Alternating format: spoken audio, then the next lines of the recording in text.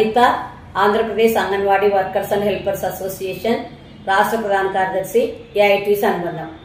ఈరోజు గుంటూరులోని కమిషనర్ కార్యాలయంలో కమిషనర్ గారిని కలిసి రాష్ట్ర వ్యాప్తంగా ఉన్నటువంటి అంగన్వాడీ టీచర్లు, హెల్పర్లు, మినీ టీచర్ల సమస్యలు ప్రస్తావించడం జరిగింది.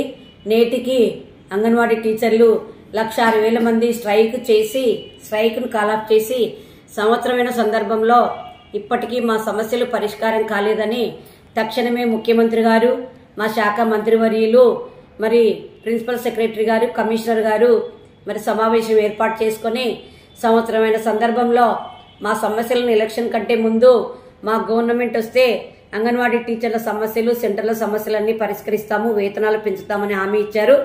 ఆ హామీ భాగంలో ఇప్పటికి 6 నెలలు దాటినప్పటికీ కూడా ప్రభుత్వం ఏర్పడి నేటికి ఏ సమస్య పరిష్కారం కాకపోగా అనేక పర్యాయములు శాఖలో ఉన్నటువంటి ప్రిన్సిపల్ సెక్రటరీ గారికి, కమిషనర్ గారికి వినతి పత్రాలు ఇచ్చి డిసెంబర్ నెల 4వ తేదీ కమిషనర్ గారి కార్యాలయంలో 5 సంఘాల నేతలను కలిసి చర్చించిన సందర్భంలో తక్షణమే సీఎంను కల్పించే ఏర్పాటు చేస్తామని తెలియజేశారు. ఇప్పటికీ సీఎం గారు వాళ్ళ పనుల వల్ల, గవర్నమెంట్ పనుల వల్ల విదేశ పర్యటన, రాష్ట్ర పర్యటన చేస్తున్న సందర్భంలో తక్షణమే స్కీముల్లో పనిచేసేటువంటి అంగన్వాడీ టీచర్ల సమస్యలన్నీ తక్షణమే పరిష్కరించాలి, సెంటర్ల సమస్యలు పరిష్కరించాలి, అన్ని జిల్లాల్లో ఖాళీలన్నింటినీ భర్తీ చేయాలి. ఆధార్ సంబంధించి రాష్ట్రంలో ఉన్నటువంటి అంగన్వాడీ టీచర్లందరికీ తీవ్ర ఒత్తిడి చేస్తున్నారు. ఆధార్ తీయించడం పేరెంట్స్ పని, సచివాలయ ఉద్యోగుల పని. మాకు మాత్రం పని పెట్టాలి. ఎందుకంటే మేము ప్రీ స్కూల్ యాక్టివిటీస్ లో రోజు కార్యక్రమాలు మా షెడ్యూల్ మాకుంది.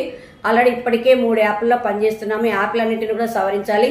కేంద్ర రాష్ట్ర ప్రభుత్వాలు తక్షణమే అంగన్వాడీ టీచర్ల వేతనాల పెంపు విషయంలో నిర్లక్ష్యం వహించిన ఎడల రాష్ట్ర వ్యాప్తంగా ఉన్నటువంటి సంఘాలన్నింటిని కలుపుకొని ఒకసారి ఉద్యమంలోకి వెళ్లాల్సిన పరిస్థితి రాకుండా తక్షణమే మా సమస్యలు పరిష్కరించడానికి వీలైనంత తొందరలో సీఎం గారు, శాఖ మంత్రివర్యులు మా సమస్యలు తక్షణమే పరిష్కరించాలి.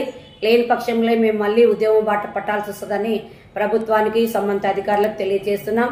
లలిత Andhra Pradesh Anganwadi workers helpers association రాష్ట్ర ప్రధాన కార్యదర్శి, స్వరూపరాణి రాష్ట్ర నాయకురాలు, దుర్గా రాష్ట్ర నాయకురాలు ఈ ప్రెస్ మీట్ లో పాల్గొనడం జరిగింది.